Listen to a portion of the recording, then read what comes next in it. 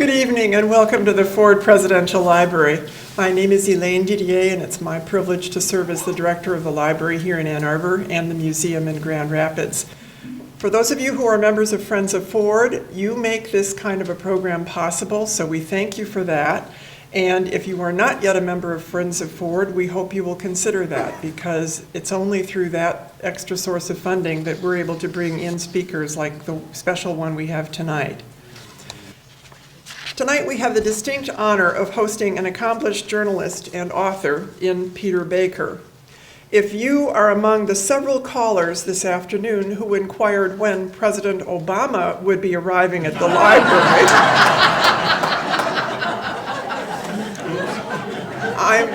I'm sorry to have to tell you that he is unable to be here, but I'm also happy to say you will be not disappointed in tonight's program.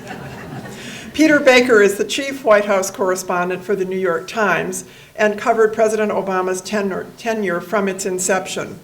Previously, he covered the White House for the Washington Post during the presidencies of Bill Clinton and George W. Bush. He is the author of 3 other books and also a 2-time winner of the Gerald Ford Journalism Prize for Distinguished Reporting on the Presidency. And for those of you not familiar with that award, by journalists, it is regarded as the Academy Award of their field. It's very prestigious and selected by fellow journalists working anonymously. So it's a very impressive award, and Peter is the 2-time winner. We were fortunate to have Peter speak here back in March of 2009 at the very beginning of the Obama administration, and then had him again discussing in 2014 his book about Bush and Cheney, the book called Days of Fire, Bush and Cheney in the White House, which really focused on the second term of the presidency. Mr. Baker is in great demand, featured not only on the front page of the New York Times with his byline, but also appears regularly on multiple news channels. So we're delighted especially that he could fit us into his schedule to be here tonight to talk about his newest book, Obama, The Call of History. Comments from eminent historians have high praise for this book. Douglas Brinkley referring to him as the go-to journalist and sage, and Michael Beschloss calling him one of the most astute observers of the modern presidency. So with that as background, please welcome a master of the White House and presidencies in general, and now to discuss the Obama presidency, Peter Baker.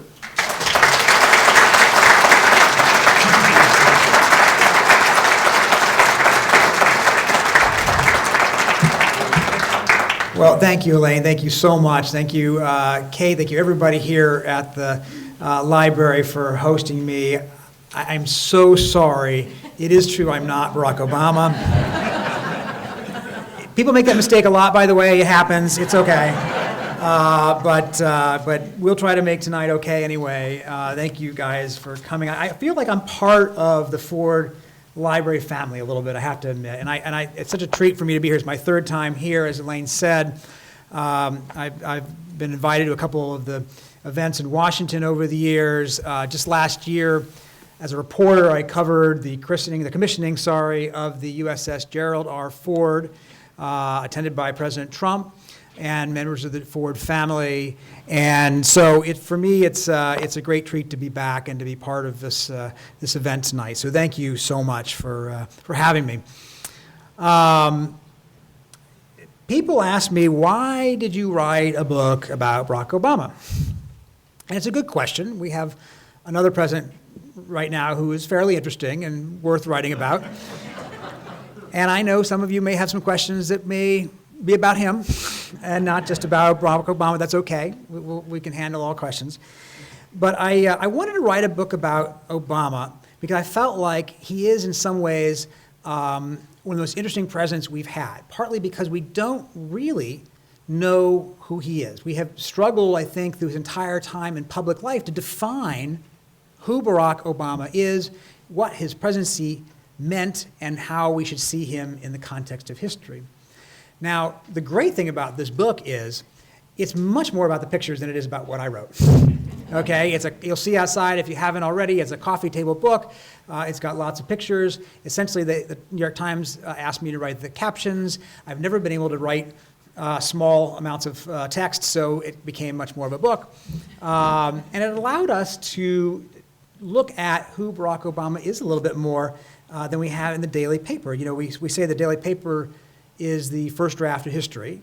So in a sense, this may be the second draft. And what we did was we took the photos that our amazing photographers and the New York Times staff took over those 8 years, particularly Doug Mills, who's in our Washington bureau, Stephen Crowley, and a number of others, and with a few outside photographs put together sort of a pictorial history of the Obama presidency accompanied by some text. And the mission of the book in some ways was to explore this idea of who Barack Obama is. Remember, when he came on the public stage, it was only a few years before he ran for president. He really became publicly known nationally in 2004 when he gave that very memorable speech at the Democratic Convention. He talked about there not being a red America and a blue America, but a United States of America. By the time he started running for the presidency, he'd only been a senator for 2 years.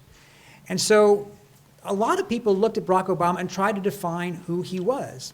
And that's natural because, in fact, Barack Obama has spent a lot of his life trying to define who he is, right? The first book he wrote, he's writing another one right now, but the first book he wrote, Dreams from My Father, is all about identity. It's all about defining who he was and where his place in American society was in terms of race, in terms of culture, in terms of history. And if you take that and extend it to his presidency, I think you see a certain theme. When he took office, he deliberately styled himself, patterned to some extent after Abraham Lincoln, right? He announced his candidacy on the steps of the old state capitol in Springfield, just as Abraham Lincoln did. He took the same route to Washington for his inauguration that Abraham Lincoln had done. He put his hand on the Bible that Abraham Lincoln used for his inauguration. He put together a cabinet that some people called a team of rivals. Remember, he had, of course, Hillary Clinton, who had run against him. So there was this idea that, you know, Lincoln could be a model for him. But he wasn't the only president that we kind of tried to compare him to. When he first took office, a lot of people talked about Franklin Roosevelt, right? Because Roosevelt had taken office in the time of great economic distress that was similar in some ways to what President Obama inherited. In fact, I think Time magazine put Obama on the cover with pince-nez glasses and the cigarette holder and made him look like Roosevelt. Others depicted him as kind of a second coming of George Washington. The New Yorker put him on its cover with a powdered wig, looking like old George. Some people, of course, compared him to Kennedy, right? He was going to be the modern Kennedy, leading sort of African-American Camelot with a young and attractive family, taking the White House into a new generation. When things went wrong, when things went badly, he was compared at times to Lyndon Johnson in Vietnam, right? We're sending all these troops to Afghanistan. Is it another quagmire? Is he doing the same thing LBJ did? Some people said that he was a little like Dwight Eisenhower because he was kind of a little removed at times. Maybe he liked the hidden hand presidency that people associated with Ike. Some of his admirers called him another Ronald Reagan. And actually, at one point, Obama himself said he would like to be another Reagan, not in the conservative liberal sense, but in the sense of a transformative figure who would mark a change in American society.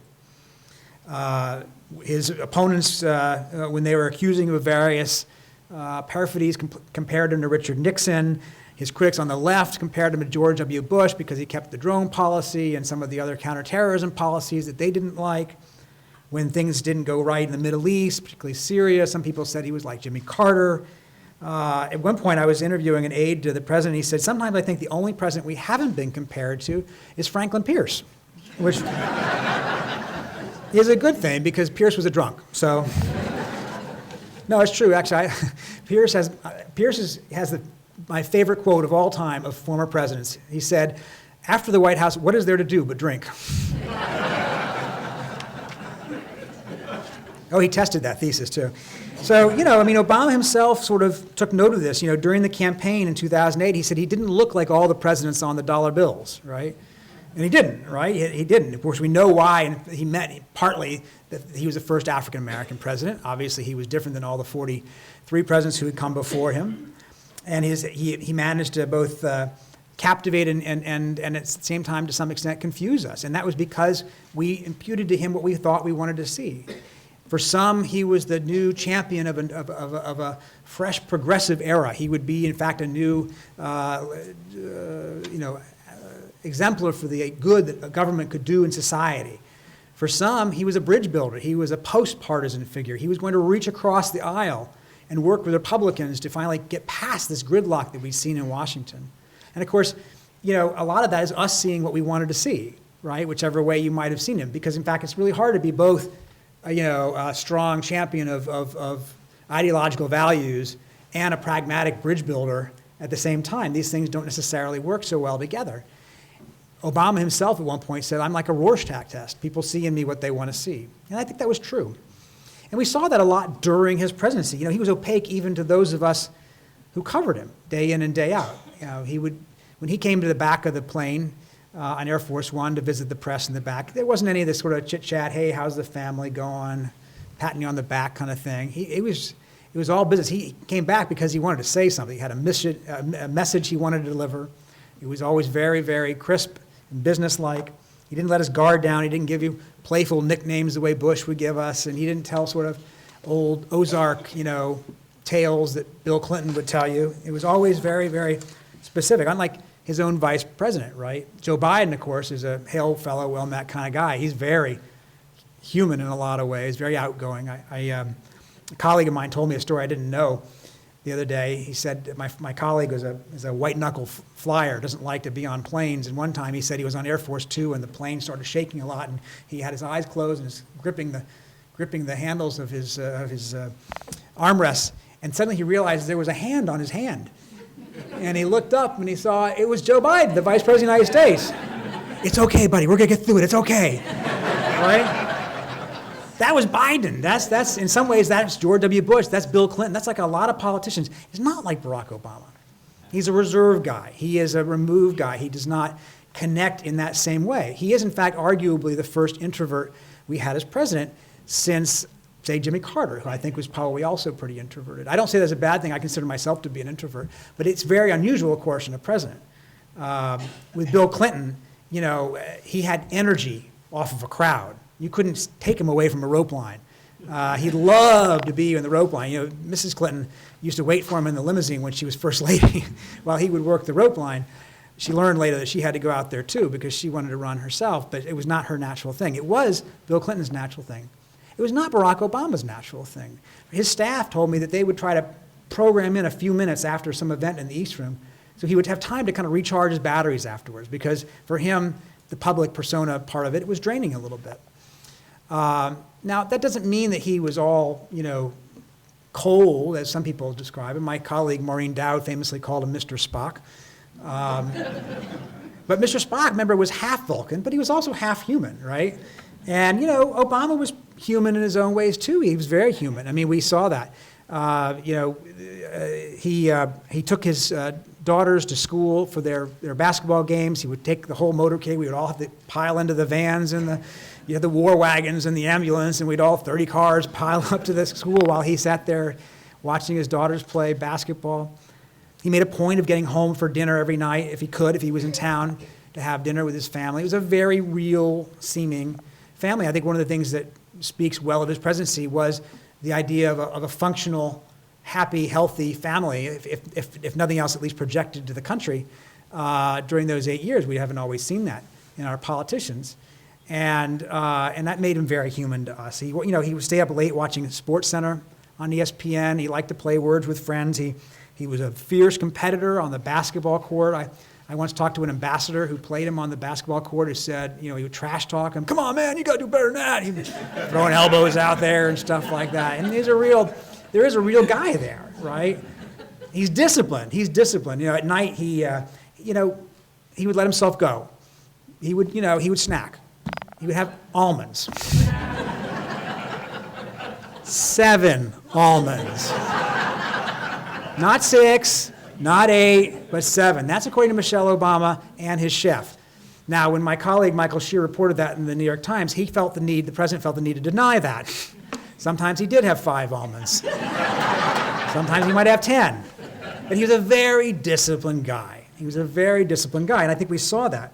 But because of that, we didn't necessarily always, see the world through his eyes. We weren't always sure, what he was thinking and what he was, where he was going. Then that, his opponents took advantage of that to some extent, right?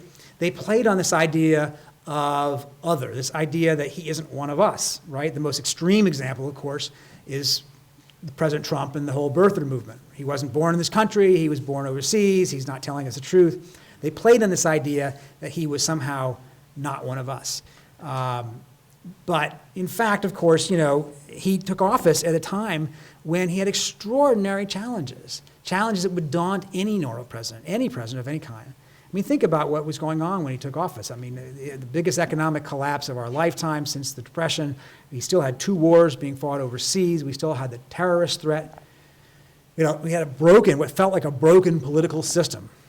And he took office on a wave of optimism. People felt, obviously, heartened that for the first time we had, at least for this moment anyway, seemingly put past us the legacy of slavery and Jim Crow and racism to elect our first African-American president. It was a period of great hopefulness. I'm very sure that even Republicans who didn't support him found that moment exhilarating and enervating. Even President Bush, I'm positive, felt that actually was a good thing. And I know a number of his cabinet members voted for President Obama at that point. They were disenchanted with Senator McCain. So there was a real, it was a real extraordinary moment. But the problems that he faced were again, daunting and would have daunted any president. They got to the point where he and his chief of staff, Rahm Emanuel, came up with a kind of a secret code about it. They were so overwhelmed by every choice that was a miserable choice. All these different options, all of them bad, none of them good, right?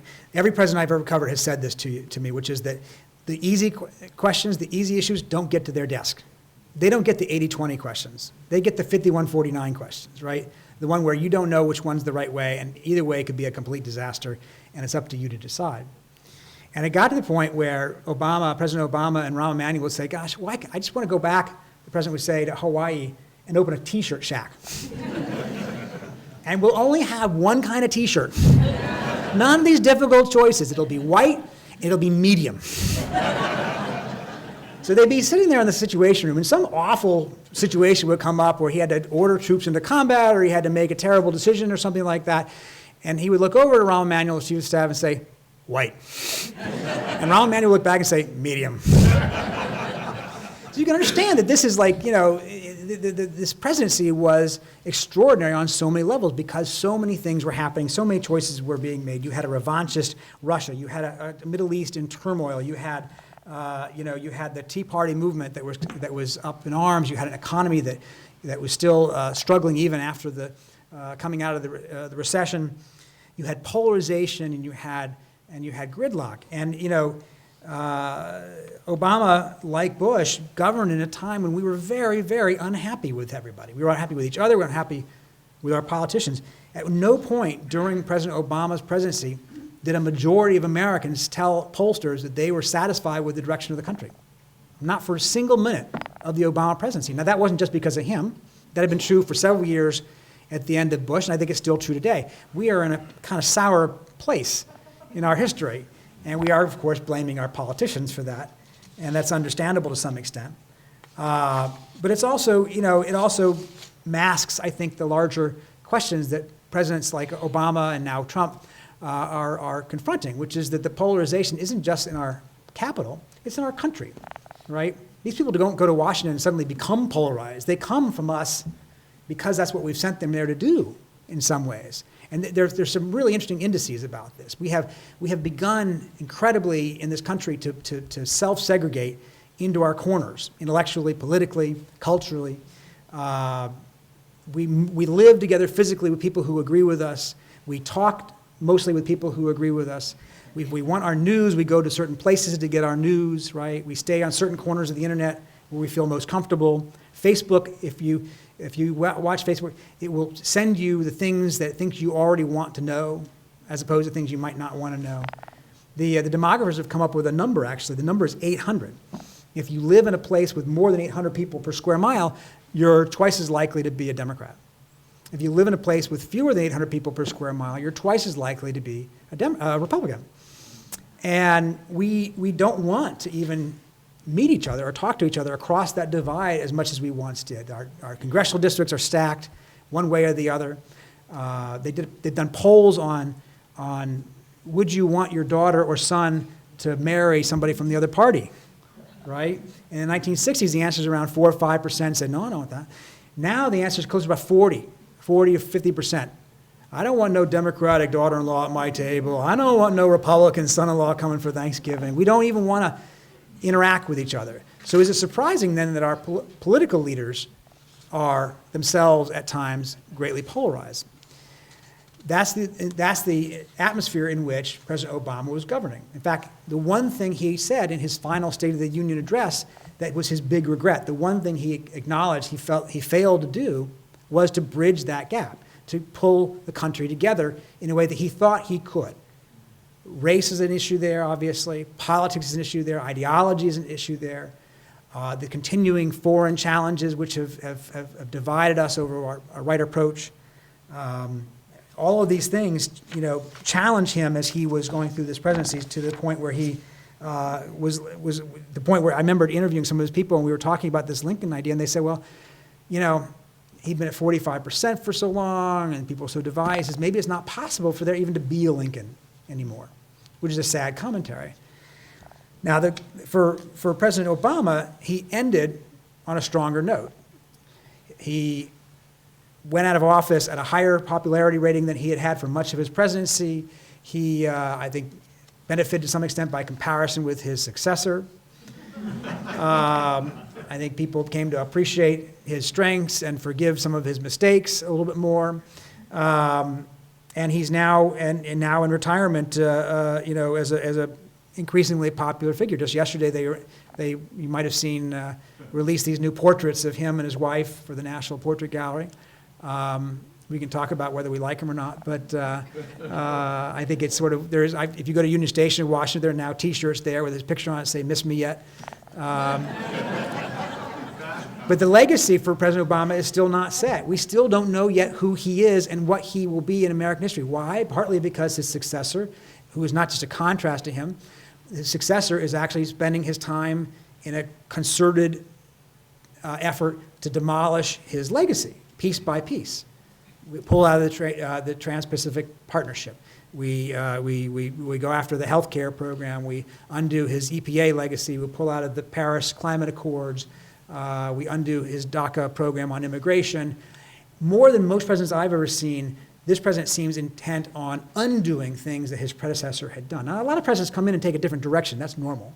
But they don't usually spend a lot of their time specifically attacking the programs and policies that they inherited. They usually try to come up with their own to move forward. This president seems very intent on undoing the last president's legacy. Now, that doesn't mean that will erase President Obama's accomplishments from the history books. Of course not. Nobody can take away from him the fact that the economy came back on his watch. Nobody can take away from him that he ordered the raid that killed Osama bin Laden. Nobody can take away from him the fact that he pulled most American troops back home from Iraq and Afghanistan. Nor can anybody take away from him his failures or his disappointments, the things that he wished he had done better, including Syria, including, let's say, race relations in this country, which was sadly became more polarized rather than less during his tenure. So Obama will occupy an important place in our history. We just don't know yet what it's going to be exactly. And that's what makes him so interesting. So we have some of the pictures here from the book, and we can flip through them if I can figure out how to do this. Oh, there we go, okay. Now this is not the inauguration. We're not trolling anybody, but that's a big crowd, right? That's a big crowd. Right. And one of the things that's really interesting, he was obviously and is obviously a very inspiring speaker. He did better with large crowds than he did with small ones, right? When he was on the campaign trail, he could take a stadium of 80,000 people and move them to tears.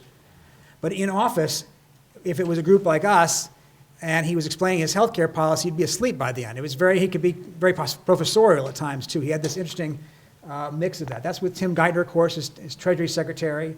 He inherited Tim in the sense that Tim was the Federal Reserve Governor in New York who was working on the crisis, and he chose stability and continuity over big change in picking Geithner as his Treasury Secretary, and they came up with the stimulus package and so forth.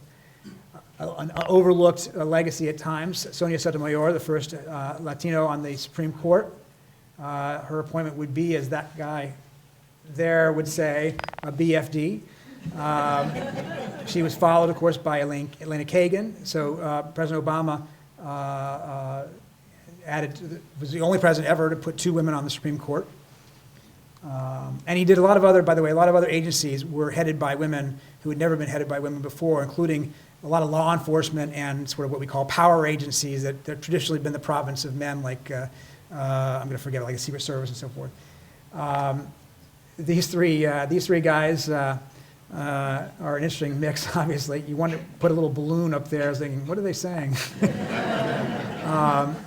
But it's interesting that, these two started off pretty tough with each other, right? I mean, he was running against his wife. He said some things about Bill Clinton that weren't all that nice. Bill Clinton said some things about him that weren't all that nice.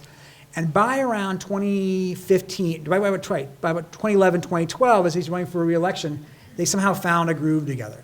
And part of that may be that, like Bill Clinton, Barack Obama had a terrible first midterm in which he lost the Congress, lost the House in his case. And he began to realize that when he said all his, disparaging things about Bill Clinton, that maybe Bill Clinton actually had something to offer, given that he had come back from this tough defeat to win re-election, much like this guy ended up doing, right?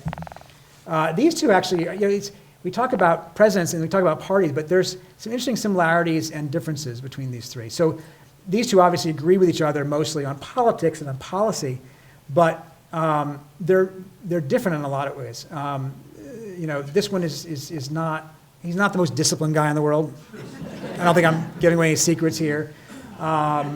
He was famously, we talked about the extrovert thing. The thing that they had in common was they both liked to dig deep on an issue before making a decision, but it sometimes exasperated both their staffs that they couldn't come around to actually making a decision. Please make a decision. But once he made a decision, it was made. It was done. It was over. He never went and looked back. He never second guessed, which is a little like this guy, right? That is the same thing. This guy always rethought his decisions, always second guessed himself, always was rethinking in his mind. He had and still does, has a very fertile, creative mind that makes connections that other presidents haven't made. And so he was always seeing both sides and all sides and sort of rethinking things. And it was always hard to kind of keep him, for his staff, to keep him sort of straight. The classic story I always remember is he was picking a new chief of staff for the White House one day, and he had already named the guy. He was going to announce it the next day, told the guy had gotten cleared in to the White House with his family for the morning announcement. At 5 or 6 in the morning, Clinton calls the outgoing chief of staff and says, I've changed my mind. I want this other guy. And it was like a complete last-minute change. This is what it was like being a staff person for Bill Clinton. No decision was made until it was actually physically announced and couldn't be taken back. This guy was more disciplined, like this guy, in terms of his processes. And once he made a decision, it was done. They share that in common. They both have a fanatic fidelity to physical fitness, a real discipline about exercising every day, keeps your mind sharp, not working late into the night every night like this guy would do. This guy was like a Georgetown student in the presidency. I mean, he would boxes of pizza in the Oval Office late at night, and they'd be kind of pouring through papers everywhere. And both these guys sort of had a different philosophy that, you had to actually keep yourself, to the issues that really matter, the most important ones, and don't spend every night at the office. You have to go home and have a, clear head to make decisions. Anyway, I just find them very interesting. The guy in there now is not like any of these guys. I keep looking for things to compare. I can't find them. All right, this is Guantanamo. This is one of course, the promises he made that he wasn't able to keep. He was going to close Guantanamo. He did obviously manage to move out a lot of the detainees there, but in the end, there's still a core group that he couldn't find any takers for, and nobody wanted to move him here to an American prison. I love this picture. It reminds us that just his very presence in the office mattered. It changed history, right? Like him or not, voted for him or not, it changes things when young kids grow up and see somebody who looked like Barack Obama in the Oval Office. And this boy had said, "Is your hair like mine? Does it feel like mine?" Right? And he leans down and says, "Why don't you feel?" And I mean, just think about what that means, right? That means a lot. My son, who's 13, grew up only knowing basically Barack Obama as president. And to him, it was nothing extraordinary. That's the way it ought to be. Why can't somebody like Barack Obama be president?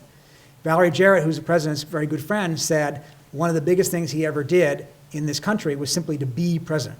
And to be a good president or a bad president, but judged on the basis of what he did, not on the color of his skin. Now, that's not saying that people didn't judge him on the color of his skin. Obviously, they did. But for a whole new generation of people growing up, he was there, and there was just nothing extraordinary about the fact that our president was somebody who's not the same old white guy. This is Paul Ryan. I asked President Obama once, is there anybody on the Republican side that you feel like you could deal with, that you have any kind of connection with? And Ryan is the only guy he mentioned. The two of them actually had a shared intellectualism.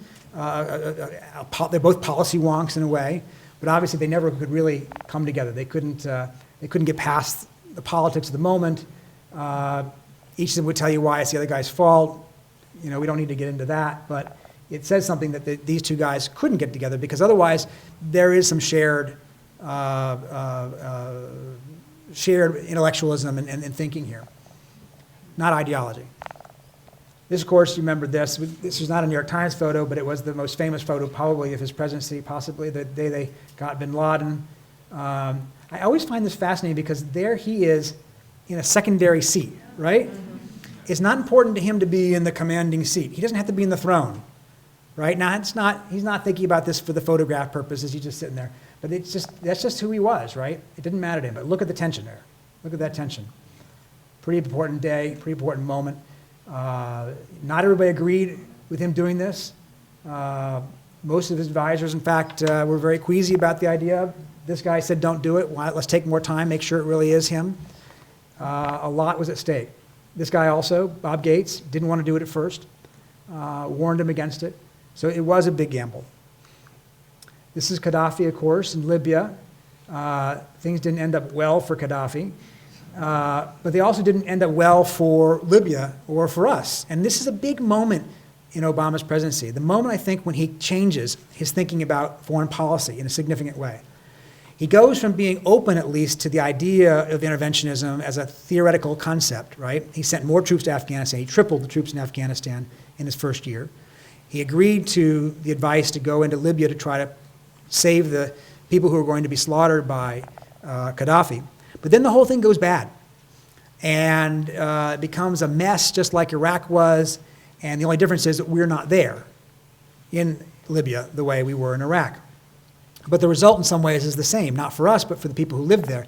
It becomes a mess. And Benghazi, obviously, is the next logical event that comes from that sort of botched experiment with how to do foreign policy. And what Barack Obama took away from that was, we can't do this. We can't make a difference, so we shouldn't try in a lot of these places. It was a policy of caution. Some people would say too cautious, too passive. That was the debate that they had within. But he basically came away with the idea that we can't fix, for instance, Syria, so let's not get ourselves too entangled in somebody else's problem. He actually came up with a slogan for that kind of basically defined his foreign policy. He told that to us one day on Air Force One. He came back to the press cabin. He said, look, my approach is, don't do stupid shit. And he wanted us to really remember that, even though it was off the record at the time. He wanted us to remember that. He made the reporters there repeat it after him. Now, what's my policy again? Don't do stupid shit, right? So that was his, it's too simplistic. It's only 4 words, but actually, I think that begins to inform the way he looks at the world. Don't do stupid shit. And the trick is, for places like Syria, where a more muscular American effort might or might not have made a difference. I don't necessarily mean troops, but I'm just saying something more assertive. That's what his own people wanted him to do. he kept coming around to the idea, well, what could go wrong? What are all the ways this could go bad? And of course, there are always ways that could go bad. And that becomes, in effect, a decision into itself. Not making a decision to do something becomes a decision. And I think that he never found that right balance that he was looking for on how to shape events overseas to save people in Syria, hundreds of thousands dead, millions who became refugees. It had an impact not just in Syria. It's not just enough to say, well, that's their problem because it overwhelms Europe, right? And it becomes obviously our problem to some extent too. And he never found that balance that he was looking for, I think, in which he could shape events without getting us into another quagmire that he was trying desperately to avoid. Now, the relationship between these two guys is really interesting. They didn't like each other. Not at first, anyway. They disliked each other. They're just really different kind of people, like we talked about. And Obama kind of like looked at him like, okay, yeah, that's Uncle Joe, he's going to do his thing. And at one point, in fact, made fun of Biden for having said something in public and said, well, I don't pay much attention to that or something like that. And Biden got mad. And he said to him over lunch one day, he said, you can't do that to me in public. It's going to kill my credibility. And Obama thought about it. He realized, you're right. And they ended up forging a stronger relationship than anyone would have imagined because these two are very different types of people. And by the end, Biden and Obama called each other my brother. When Biden's son died, nobody was more upset about it than Obama. They really did actually become a pretty remarkable partnership here, which I don't think a lot of us would have expected. The family, they were such a role model for the country. We haven't had presidents in there for a long time with young kids and what seemed to be a healthy, functioning marriage, and it was sort of I think a lot of people on both sides of the aisle found that invigorating and admirable. Now this was the second debate of the 2012 election. Remember, he had kind of not done so well in the first debate. President Obama did. He was passive in that debate. Romney kind of ran over him. And it took a while for President Obama to realize that. He had to be shown clips on an iPad till he realized, oh yeah, maybe I didn't really do so hot. And he came out with the second debate ready to punch, ready to roll. And they just kept interrupting each other and going at it. And the headline on the analysis in the New York Times the next day, I thought kind of captured it. It was 3 words. It just said, punch, punch, punch. And that's what it was. He realized if he wanted the job, he didn't like debates. He thought it's all fake as far as he's concerned, right? It's all kind of showmanship and it's not real. But he realized that if you want to be president, you have to convince people that you have energy and passion and desire and that you want to fight for the job because people want to believe their president is going to fight for them. This is the comforting the families of Newtown. Right after his reelection, the very first thing that happens, of course, is this horrific school shooting, and it completely upends his plans for the second term. He proposes this gun. He had basically not done anything after all the different mass shootings that had happened before because he didn't think anything would change in Congress, and he was probably right. But this time was so bad, he just couldn't not try. He came to the press briefing room that day, the day of the actual shooting, and he just, I'll never forget. I mean, he just tears running down his face. He couldn't speak. He paused at one point in the middle of his remarks for like 8 seconds, 9 seconds, 10 seconds. And if that doesn't sound like a lot, think about what it would sound like on television, 8 or 9 or 10 seconds of a president standing there, unable to speak, unable to compose himself. It was, for him, a very human moment. He was devastated the way many parents were across the country. And yet, even though he had just won re-election, even though he was at the height of his political standing that he would be for the rest of his term, he wasn't able to push anything through Congress, even the most basic of reforms. And that tells us something about his presidency. More pictures. I just like this picture. He's just. They had a lot of musical events and cultural events at the White House that he would attend with the family. Look how much bigger the girls have gotten, of course. Now this guy, not his best friend, staring at that hand. Will I shake the hand? It's this relationship obviously became so important, not just even for his presidency, but now for our current presidency, right? And the aftermath of the sort of the confrontation the two of them have. It didn't get off to a good start. I was with him in Moscow in July of 2009.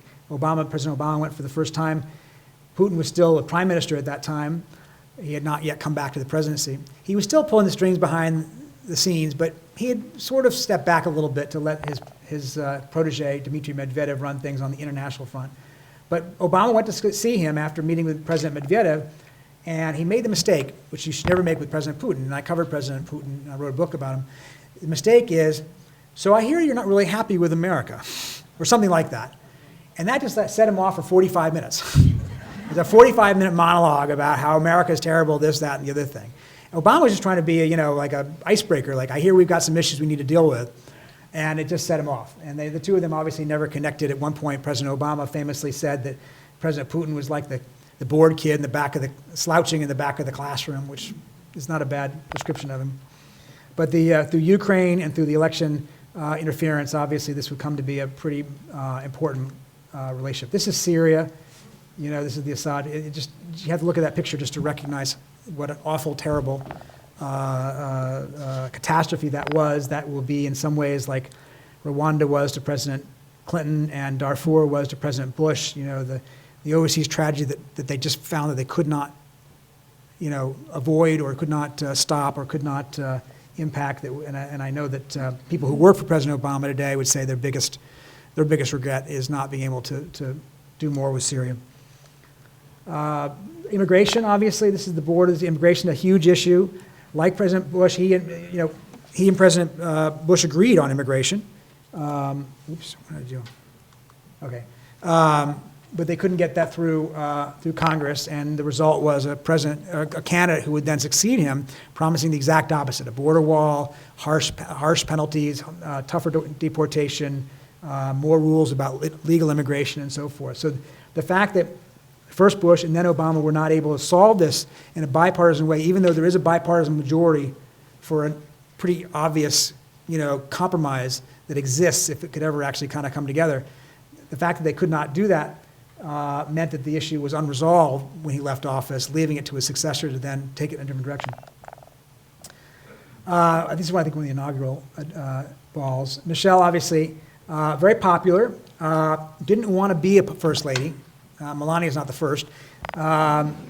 Really, just not her thing. She said publicly at one point that, that she had been really felt really burned by the 2008 election when she had said something like, "This is the first moment I'm really proud of my country," and that was taken to be a terrible knock on the United States. And there was the New Yorker cover in which she and Obama were pictured as sort of radicals doing a fist bump, and Fox News at one point referred to her, some commentator referred to her as Obama's baby mama, which she didn't particularly appreciate. And she kind of retreated from public life, I think, for a lot of his first term, and it took her a while to kind of get past that and move on and realize that it's not about her, it's about us. And she took a little bit more active role in the second term. There are people out there who say, well, gosh, only if Michelle will run. No way, ever gonna happen. Hates politics. At one point, I was with Obama in, I think, Omaha, late in the second term, and somebody called out, 4 more years, and he said, look, he says, thank you very much, but there are 2 reasons why that can't happen. One is the 22nd Amendment, and the other is Michelle Obama. She was not going to put up with that. This is Selma, where they had the 50th anniversary of the bridge incident, and it was a very stirring moment. In his first term, he didn't talk much about race. And he would tell you that was because he had a lot of other things on his plate, like an economy in tatters and wars in Iraq and so forth. But, it was also a pragmatic calculation that he did not want to be talking about race before his reelection. He didn't want to be African-American president. He wanted to be president who happened to be African-American, right? He wanted to be president for all people. And he resisted the idea that he should be doing things specifically to help the African-American community as opposed to all people. So his argument would be, well, look, my health care program disproportionately helps people who are African-American or people who are disadvantaged in some way because those are people who need health insurance. Or my economic programs will help people who are out of jobs or the higher African-American unemployment rate and so forth. So my policies will help African-Americans, but he did not want to be seen as focusing on that because it's still a country that is struggling with race. By his second term, he became more comfortable talking about it. For a couple of reasons. One is, of course, re-election was passed. 2, I think he was more comfortable in general in the office. 3, there was several of these anniversaries like Selma that sort of raised the issue nationally, and he chose to mark them: the March on Washington anniversary, the Civil Rights Act passage anniversary, the Selma anniversary. And then 4 is this horrific series of police shootings and unrest that followed those that forced him to talk about it, because of course any president, white or black, would have had to address those issues. And he gave some very powerful comments at various points. Trayvon Martin, remember, he said, this could have been my son, or at various points he said this could have, he recalled his own experiences, and he goes to Charlotte and he sings Amazing Grace after that terrible church shooting. So in his second term, he found a little bit more of his voice on these issues. At the same time, unfortunately, the country shows, and you'll see in the book, actually, there's some charts that show how optimism on race had been so high when he took office and just plummeted by the time he left office. So that one of the terrible, unfortunate legacies of the first African-American president is that we not only have not solved the race issue, in some ways we have just it continues to fray at our country. And I think that's one of the disappointments. I think people are overly optimistic to think, aha, we've now elected a guy who's African-American, therefore we must be okay. No, obviously the issues are deeper. One of the other things I'd say about this picture, by the way, is not seeing this picture, but here, I think over here maybe, is George W. Bush, who came for the Selma anniversary. George W. Bush, who doesn't get a lot of credit for it, he has been mostly out of public sight since his left office, but some of the few times he's come into public were for the anniversary of Selma, the anniversary of the Civil Rights Act, and things like that. Unlike other Republicans, George W. Bush wanted the Republican Party to be a big tent party. He wanted to reach out to minorities. He wanted there to be, he actually did believe in the idea of, crossing barriers and so forth. And he's here for this anniversary, one of the very few Republicans who comes for it. But unfortunately, he stands over here or something, so he's not in the picture. I think that's a shame, actually. I think they should have found a way to make sure he was over here. I think it would have been a better picture for America to see those two presidents together marching down the street. The other civil rights issue of our time, of Obama's time, of course, is gay rights. The same-sex marriage decision by the Supreme Court came during his presidency. He was not a leader on this. Remember, he was against same-sex marriage. He only became for same-sex marriage when he runs for re-election and realizes that it's a political liability for him to be against same-sex marriage, because 2/3 of his own party now is for it. So belatedly in 2012, he says, okay, yeah, I'm actually for it, even though I think everybody kind of assumed he was before. So the Supreme Court comes down with this decision, really not because of anything President Obama did, but he recognized the power of the moment. And there were things he definitely did on gay rights, no question about it. Obviously, he refused to defend DOMA, the Defense of Marriage Act, in court. He eventually took longer than some people wanted him to, but he got rid of the don't ask, don't tell rule in the military. So he was clearly a supporter of gay rights.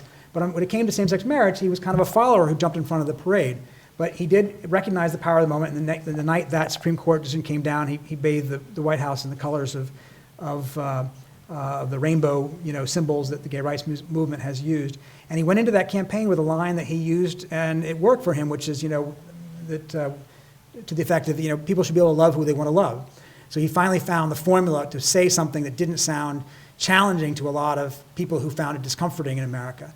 And it worked. In 2004, George W. Bush ran for re-election, having espoused support for a constitutional amendment barring same-sex marriage, and that was considered to be the politically smart thing to do that year. In 2012, President Obama runs for re-election supporting same-sex marriage because it's seen as the politically smart thing to do, and that's how much the country has changed in the last decade. This is a federal prison in Oklahoma. He's the first sitting president ever to visit a federal prison. I went with him on this trip. He had criminal justice reform as one of his priorities in his second term. He issued a lot of commutations, and he changed some parole rules to get rid of some of the disparity on sentencing these young people, especially African Americans and people of color, Latino Americans, who were in prison for 20, 30 years for small amounts of drug use. He thought that was something that should be stopped. And this is one of the real lost opportunities, because Republicans actually agreed with him at this point. It's one of the few things where they actually did agree during his presidency. The Republicans, for different reasons, also come around to the idea that some of the mandatory sentencing of the old days was too much. It needed to be rethought. Our prisons were too crowded, too expensive. We're losing too much of a generation. And there was a consensus, and there was work on bipartisan legislation that just didn't get done before he left office. And now, again, the mood of the country has changed a little bit.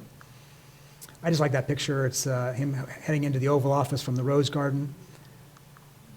This is, of course, this relationship, so interesting, right? frenemies at first. Ultimately, she becomes his, his ticket to history is her winning, and she doesn't. And, there are people today, Democrats, who will say he should have not put his finger on the scale in effect for her. Maybe there should have been more of a competition for that. But they did develop a really, I think, pretty good relationship by the time they left office, one that was genuine. It had not been there at first. I think she, as Secretary of State, made a real point of like being a team player, not undercutting him in any public way that people would see, and he appreciated that. And I think that they ended up becoming pretty close allies. This guy, not a close ally. This is actually the very first moment they met, right? All this time that he had been saying he wasn't born in the country and all that and running for office, they had never actually met. The one time they came close was in 2011 at the White House Correspondents' Dinner, where he had some pretty sharp things to say about that guy, right? You all saw that. I was there that night, and he did not look happy. Some people say that's why he ran. I'm not sure that's the case, but certainly he saw some payback, I think. He really does not like him. He told an audience at one point, "I will consider it a personal insult if you elect him." Why did that happen? That's one of the central questions we have yet to answer about President Obama. If the country was ready to elect him twice, why then would it pick somebody so opposite him to succeed him, right? Now, David Axelrod, who was President Obama's chief strategist at one point, says, look, the country prefers a remedy, not a replica, all right? After 8 years, we kind of get tired of whoever's in there. We look for the person who's the opposite of the one we just had. That was true of George W. Bush, who was seen to be the opposite of Bill Clinton. Barack Obama seemed to be the opposite of Bush. You couldn't get anybody more opposite than Barack Obama. And so that's where we are today, and maybe we should open up for some questions.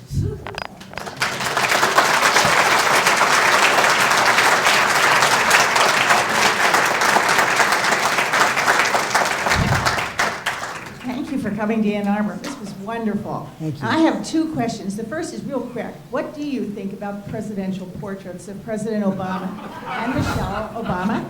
And secondly, are you in contact with them since they've been out of the White House? And now that the dust is settling and he's going through his papers and setting up his library, do you see him having any particular agenda or focus for his post-presidential years? Much like, say, Jimmy Carter, who went right back to his main passion of Habitat for Humanity, something like that, where he just went back to his other life for total commitment. Right. Yeah. No, I think those are both good questions. I'm going to duck a little on the painting one because I spent a lot of time in Washington. I know how they do it. I thought they were both very interesting. I think they're unconventional. Or I thought the one President Obama looked a lot like him. And I thought it was pretty interesting, and I liked the one of her. I didn't see her in it as much, but it's creative. And these are not the official portraits that'll be in the White House, by the way. These are simply for the portrait gallery, but they will still have a portrait unveiling at some point that will be presided over by President Trump, because that's how it works. And that his portrait will then replace the one where George W. Bush is now, and then they'll move them all. They move the portraits into certain places around the White House when they're in there. What is he going to do? I think, first of all, he's going to write a book, right? He's working hard on this book, and he's actually got a 2-book deal. Mrs. Obama has a book of her own. So he is working on the Presidential Center. He is setting up a foundation. They have had some events on a relatively low-key basis. He's given some speeches for a lot of money. So he has not yet, I think, found his momentum that he will get. But he's looking for some cross between, I think, what President Carter did, President Clinton did, and what President Bush did. President Bush actually has a pretty active public policy center. He goes to Africa every year or two. He's at more quietly than, say, President Clinton, who has a bigger, more higher profile in New York. I think President Obama will look for some cross between those and focus on particular issues. He's doing one with Eric Holder, his Attorney General, on voter registration, voter gerrymandering issues. That's a big thing for him. His My Brother's Keeper program, which he started when he was president, I think will be a big focus. That was a program meant to help young Latino and African-American men, boys, growing up. I think it's been rolled into his post-presidential organization. That will be a focus of his. But I think until the book is done, we won't see quite as much of him. And I think he wants to keep a low profile right now, partly because I don't think he wants to give President Trump a target. And he recognizes that if he speaks out, then it gives Trump what he wants, which is somebody to go after. Because Trump likes a foil. He prefers a foil. If he can't find one, he'll make one up. It'll be still Hillary Clinton, even though she's not running anymore. It'll be the fake media because it's a convenient foil. I think President Obama doesn't want to be his foil. He wants the focus to be on President Trump and whatever he does without giving him somebody to play off of. Like the previous question, or a quick one and a more thoughtful one. The quick one is, did you ever catch him smoking? and the other one is, what's the most undignified thing that you ever saw Obama do when he was president? And I won't ask you to compare that with any other occupants of the office, but feel free to if you'd like to. I never caught him smoking. He was caught smoking, but not by me, and he did a pretty good job keeping that out of the public light. He claimed he quit. There's a special counsel investigating that. We'll find out. What did he do that's undignified? He was the first real social media president in a way that nobody had been before. When President Clinton came in, they began to have some of this stuff, but not, President Clinton's only written 2 emails in his life, I think. And while he likes to claim the internet, it really wasn't his thing. President Obama really is the first social media president. So he not only did Twitter in a more restrained way, and he answered questions on Reddit, and he did a Google Plus thing, and he did wrote an essay on Medium and all these things. He would give these interviews to these YouTube stars who were some pretty colorful characters. One of whom was nicknamed Swoozie, I think. Another one was Globel Zell, I think. She had green lipstick and posed naked in a bathtub filled with Cheerios and milk or something. So there's some, not with him, he wasn't part of that, but so he gave some interviews to people who were kind of, unconventional, let's say. They would not have gotten close to a president under previous administrations. He had a sense of humor. He played along with some things. BuzzFeed had him do this thing with a selfie stick once, and he's like, primping in the mirror and doing all these things. So he did some things that he tried to kind of push the boundaries a little bit. He did not do, if your question is, some of the things that the current president does. It was not his nature to attack people in the same way, to just go after people, at all. He didn't. I'm not saying he was conflict averse, because he certainly, he could rough it up with people when he felt the need to, but it wasn't the same sort of barrage of angry tweets and name calling and so forth. If he had said some of the things that this president says almost every day, I think everybody would have been shocked.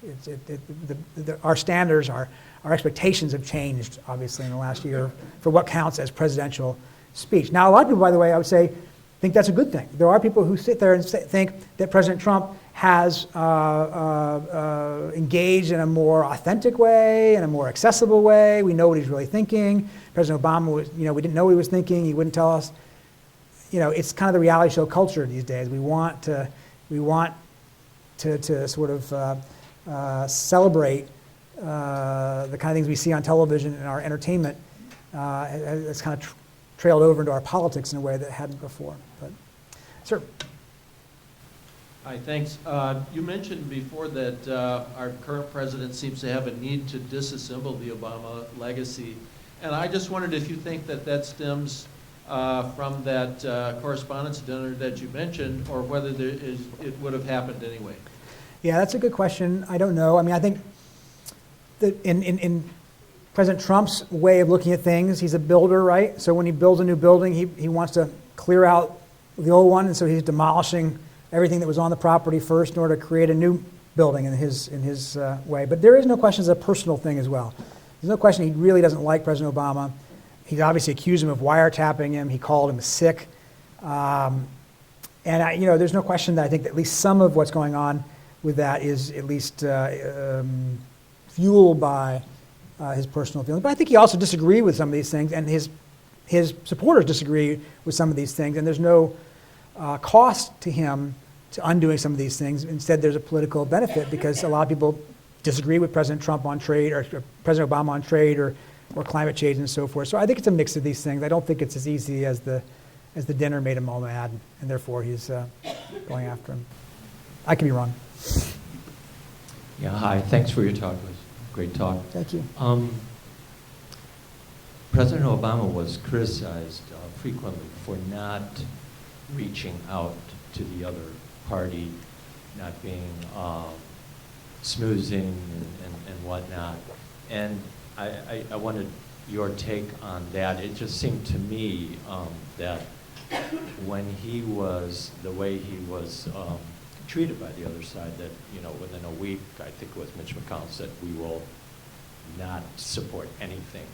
You know, I'm not getting it exactly right, but the idea that we would oppose him on everything. And it just struck me that he was responding, you know, he was dealing with a very hostile type of situation with the other party. Yeah. Well, look, there's no question about that, and I think that's not new to President Obama. That's increasingly true with each passing president. President Clinton and the Gingrich Republicans obviously were quite at odds. I think President Bush faced a pretty hostile Democratic Congress when he had Democrats in there. It certainly has continued to get even more so, I think. And I think that President Obama decided early on that the Republicans were not on the level. That's a phrase he liked to use. They're not on the level, meaning they're not genuinely interested in the things that they say they're interested in. They're only interested in obstructing me. And, you know, there's no question that in Washington these days, there's a political disincentive toward bipartisanship. It used to be there's a political incentive toward bipartisanship. If you were a member of Congress, you got a payoff, in effect, by finding somebody from the other party and standing together saying, hey, we put in a bill together. Today, you would be punished for doing that. At least it would be a risk of punishment, because you are more likely at home to be challenged on the right if you're a Republican, or on the left if you're a Democrat, than you are to be challenged across the aisle. So people don't want to be bipartisan. It's not seen as a good thing, it's seen as a bad thing. Bipartisanship, compromise are seen as caving, they're seen as giving in. And so President Obama decided early on it was a sham. He didn't have much patience for it. In fairness to Mitch McConnell, when he said that, he actually said that 2 years into his presidency, right before the midterm election. What he said was, my first goal, my number one priority is making sure President Obama is a one-term president. He said that in fairness to him in a campaign context. And in a campaign context, I think every politician would say that's their goal to make the other guy a one-term president. That was then taken, of course, to mean he would be obstructionist on everything. And you could argue that, that his policies, his votes, and his actions in Congress did suggest that. Fair enough. But I think that actual quote was somewhat taken further than it actually was. And I think that President Obama looked at that and said, well, see, there's no point in doing that. In fact, he said at one of these White House Correspondents' dinner to all these people who said he should be getting together and schmoozing with the Republicans, he says, why don't you have a drink with Mitch McConnell? Which got a big laugh. But I think that he gave up early on that, because I think he just decided from time to time some aide would convince him to have dinner with some Republicans or whatever, he'd have dinner, and the week later they would vote against him, and he would say, see, it doesn't work. And of course, that's just not how it works. You can't do one time and assume there's going to be a quid pro quo 1 week later. It's much more of a sustained thing. It's much more of and it was never seen as being authentic on his part. So to the extent that the Republicans weren't interested in working with him to begin with, they didn't see any reason to, by virtue of his side of it as well. And he thought it was all fake, so he didn't bother trying. And part of it too was he would tell the Republicans what they should want, which never went over very well. Right? So he told me this once in an interview. He crafted the original stimulus program, about $800 billion, in the first few weeks of his presidency. He had to act fast. The economy was tanking. So he designed a program that was basically 1/3 aid to states, 1/3 public works projects, and 1/3 tax cuts. Now, these tax cuts were temporary, and they were not the kind of tax cuts that Republicans necessarily like, but they were tax cuts. And his view was, hey, guys, I gave you tax cuts. You should vote for this thing. And their view was, well, wait a second. You don't tell us what we want. We'll tell you what we want. And I think President Obama later came to understand, he said to me later, he said, I should have let them force me to put tax cuts into the stimulus. And then they would have had some ownership over it. And maybe it would have been not him telling them what they should want. Nobody wants to be told what they should want, you know. And I think that was a lesson for him. But in the end, you're right. I mean, there's no question. Both parties were not in a mood to work with each other, and President Obama didn't think that there was much chance of changing that. Sorry. Quick comment for you to respond to, and then a question. First one is, do you subscribe to the Ta-Nehisi Coates theory that basically the election of Trump and his policies of, trying to erase the legacy of the first African American president is basically, as a white president and a white backlash to Obama as president? And the second question is, how haunted do you think Obama's going to be in the fact that without Mitch McConnell's consent to go along and have a bipartisan statement about Russian interference in the election of 2016, that Obama didn't come out and be more forceful publicly, since he assumed, like everybody else, Hillary was going to win and he didn't have to do anything. Yeah. Those are two good questions. Look, was part of Donald Trump's campaign rooted in racially inflammatory politics? Yes, right? The whole birther movement obviously has its roots in that sort of appeal. Was there a white backlash to President Obama? I mean, part of it, there's so many factors that go into that election that I would be careful about overstating any one of them, right? If she had campaigned more in Michigan, right, or she had been a different candidate, or if Comey had not come out right before the election with his thing or whatever. There's so many ways of looking at how that election turned out. But I think history will look back at that and certainly say that's one of the big questions about his presidency. How could we go from the first African-American president to somebody who has been so willing to play racial politics in his office? Not just the birther stuff when he was a candidate, but what we've seen since taking office on Charlottesville, on the NFL, on so many different things. And it tells us that this country is still, I think, struggling and hasn't figured it out yet. What was your second question? I'm sorry. Oh, the Russia thing. Yeah. A lot of his people would tell you that he should have come out anyway. Right? A lot of people say that they urged him, his own aides, his own advisors, say he should have come out anyway. And I think you're right. They felt that Hillary was going to win. Why mess up don't upset the apple cart. He also was afraid, fairly or not, that if he did come out, that it would be seen as trying to rig the election. It would give Trump an excuse if he lost to say, see, Obama. Shouldn't he have risked that? Well, a lot of people say yes. I mean, it's not for me to say. As a reporter, I just report on this. But Yeah, sorry, I wasn't in a conversation with other people and ask questions. Yeah. But isn't that the main criticism of Obama? That he wanted to play nice when the people against him would say anything and do anything to thwart him. Yeah, look, he was a cautious guy. No question about it. He was a cautious guy. He didn't take action where he thought he saw bad possible outcomes. And so he didn't take risks that other people might have taken. Again, we can criticize that, or we can say, well, thank goodness, because it could have been worse. Who knows? But in that particular case, a lot of his aides would tell you he should have come out and been more forceful about what was going on with Russia. And of course, hindsight is perfect. But they did think Hillary was going to win. They didn't think that they needed to do that for political reasons. And they thought that there might be a consequence if they did. This is sort of a follow-up to the previous question. I found the presentation very informative, pleasant,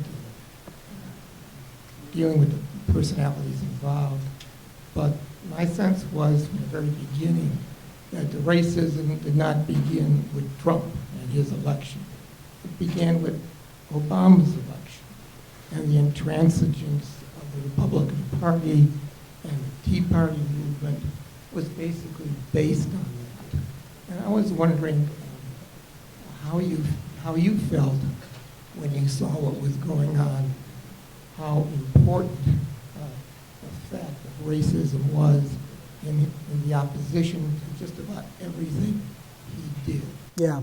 That's a good question. And again, it's a central question to his presidency, and one that's sort of beyond my scope as a reporter to give you. It's not my job to be an opinion person, so it's hard for me to find, provable facts that say, aha, this is absolutely the answer to that. There's no question that race was part of it. Race is part of our society and part of our politics. But I have to say, I covered President Clinton, I covered President Bush, and the opposition to them was really, really, really fierce as well. President Bush was compared to Hitler, and they made a whole movie envisioning the assassination of George W. Bush, which is a pretty horrible thing. Imagine if they did a movie envisioning the assassination of Barack Obama. We would say that's pretty awful. President Clinton, was accused of drug running and murdering, helping to murder Vince Foster and so forth. I mean, our politics has been corrosive now for a few years, and I think it's getting worse and worse with each passing president. So race is certainly unavoidable as an issue, as a question about it, but it's not just race. And I think that these are questions that smarter people than I will finally give you a better answer to. But there are a lot of factors. I want to ask about the Affordable Care Act. Yeah. This is a major accomplishment going back to Theodore and Franklin Roosevelt, Truman, Nixon. Every 20 years, the president tried, Clinton, of course, tried to do something about universal health care in America. It failed, and nobody would take it up for another 20 years. But what I want to focus on is when it passed, President Obama failed to take the issue to the country, to sell what he had gotten, which had many very desirable features, not perfect, but many desirable features. And he was mostly silent through the immediate period and then through the nasty Tea Party attack on the legislation. How do you account for that? Yeah. How was he in personal interview on the very same questions? Yeah, no, it's a good question. I asked them that at one point, and their answer was basically that they had decided that it was kind of a political loser, that the polls were bad for the healthcare program, and so when 2012 came around and he had a chance to go out to the country and sell the country on his record, on his promises for the next term, they made a conscious decision not to talk about that because they thought that it was that they couldn't change it. Now you could argue that's a defeatist idea from the start, and that if you believe you're not going to be able to change it, then you're not going to be able to change it because you're not trying. But that was their calculation, and the number stayed stubbornly low in terms of approval of the program until the last year, when President Trump wanted to get rid of it. And then suddenly people were like, well, wait a second, maybe this isn't so bad. There's some things I get out of it that I don't want to go away. And that's why suddenly, it may have been a political winner for so many years for the Republicans, and then suddenly it wasn't. Or at least it wasn't such a clear one that they would actually pass a bill. Now, that what they have done so far is they have removed the mandate, right? You no longer have to have insurance. That was a key part of Obamacare. But they have not gotten rid of the other parts, which are the subsidies and the markets and the Medicaid expansion, which are really the key drivers. Now, what will be interesting to see as a policy matter, and I'm not a wonk, but will the absence of the mandate make the rest of it untenable or not? And we don't know. And there's a lot of questions right now in Washington as to whether they will try to stabilize and prop up the system as it exists now or make yet another effort to undo it. And I don't think there's any appetite among a lot of the Republicans, at least the more middle-of-the-road Republicans, the few that are there, to make another stab at it. But it could just be left to sit there kind of in a rough shape for a few years, and we'll see whether that leaves people more sour on it and changing. But they've not come up with a replacement. People don't want it to go away altogether. They want, if there's going to be a replacement, they want it to be something that delivers some of the things that they were getting from it, and nobody's figured that out. One of the confusions in the beginning was that the big features didn't take effect for almost 2 years. So it wasn't a lot to talk about what came best, except coverage for up to 26 and coverage for pre-existing conditions, which should have been hugely popular. Right. But here's part of the problem. Because it was a comprehensive plan, he then adopted ownership of the entire healthcare system politically. So anything that went bad in the healthcare system was because of him and Obamacare. So in some places where the rates went up terribly high for people who didn't have employer-based healthcare or didn't have these pools or whatever, that was because of him, that was because of Obamacare. So all the bad things suddenly became his fault, and he didn't get a lot of the credit for the things that were good. Maybe because he didn't go around and sell it as much as he should have. That's a debate they had inside the Obama White House, and the answer was they would try to actually not engage on that, and some people did regret that.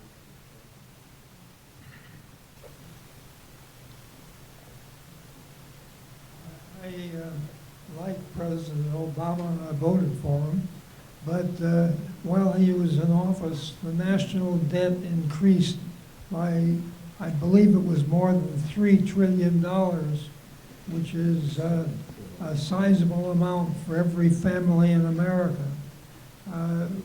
What actions did he take to try to reduce the debt? Yeah, that's a good question. I went up even more than, I think, I don't have the numbers in front of me, but 7 or 8 billion, actually, $1 trillion on his watch. It was, it nearly doubled, basically.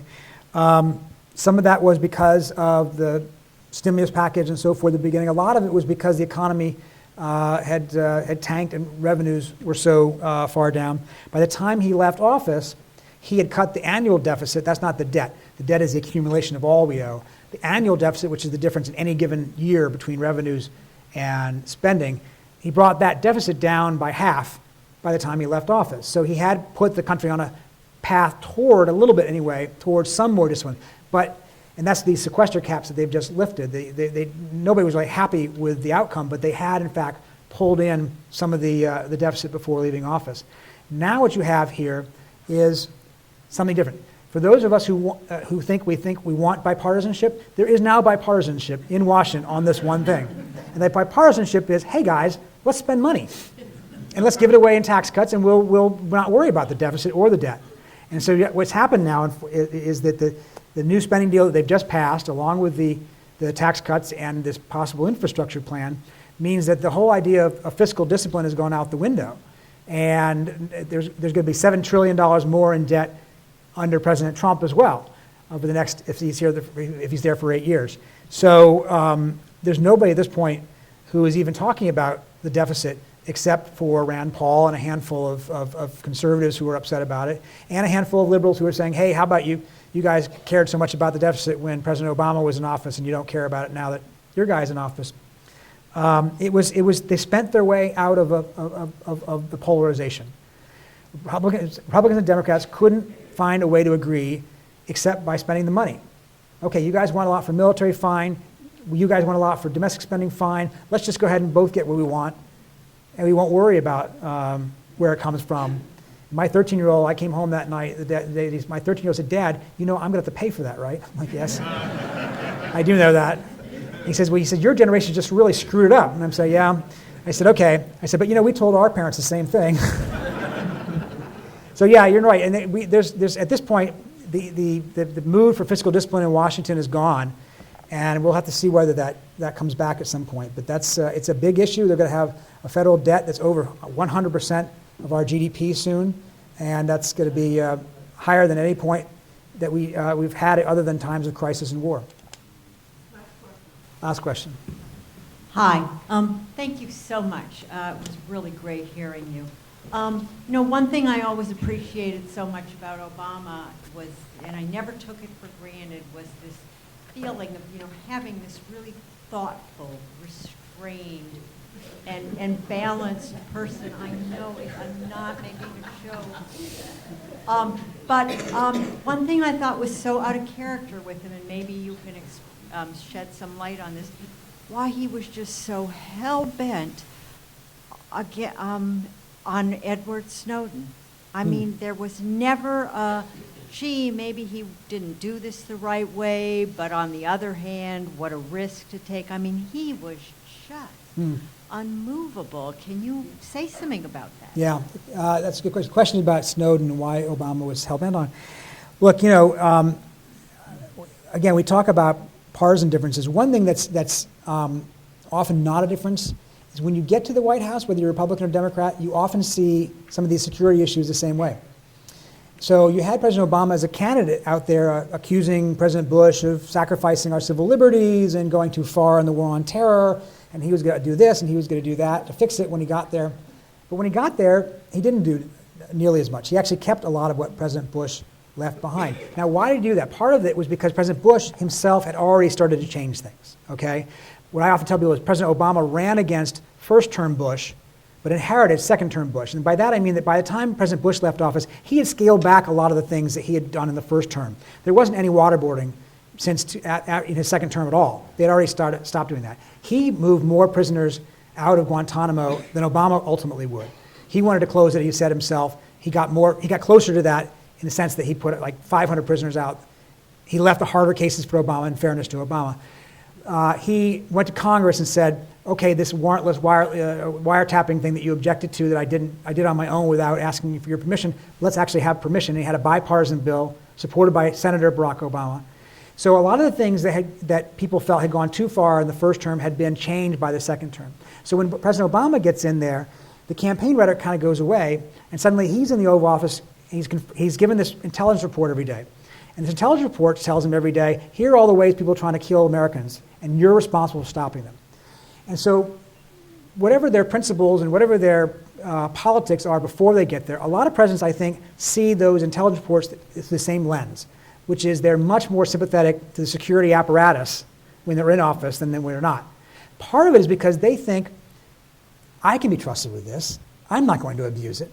And what they don't think is, what's the next guy got to do, right? So the system should be about systems, not about any individual president. There's no question that with Obama's people, it was like, yes, I get some of these things are, maybe too far or whatever, but you can trust us because we won't abuse it. Well, that's not the way government works. The way government works is you put in systems that will restrain presidents who might not have the same motives that you do.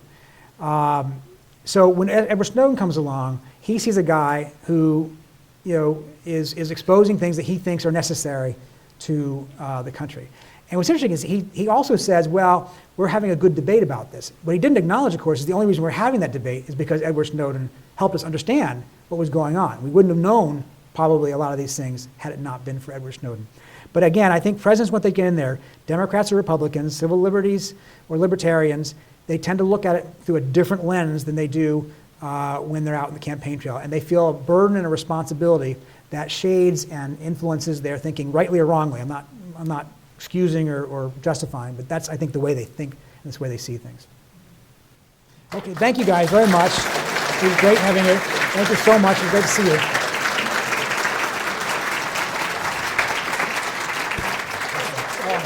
Thank you. Thanks, everyone, for coming. I hope this lived up to your expectations, and certainly the overflow crowd did. So we're glad you were all here.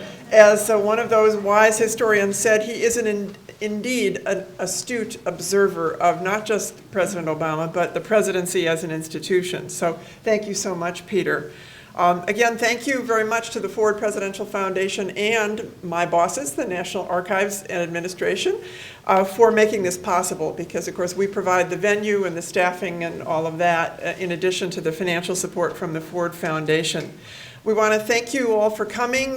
We have a reception in the lobby. We have, of course, books for sale and a book signing and a chance for you to ask any questions. And if you're not already on our email mailing list, as you leave, if you leave the left door of the auditorium, there are forms there so that we can add you so that you will receive electronic notice of future programs.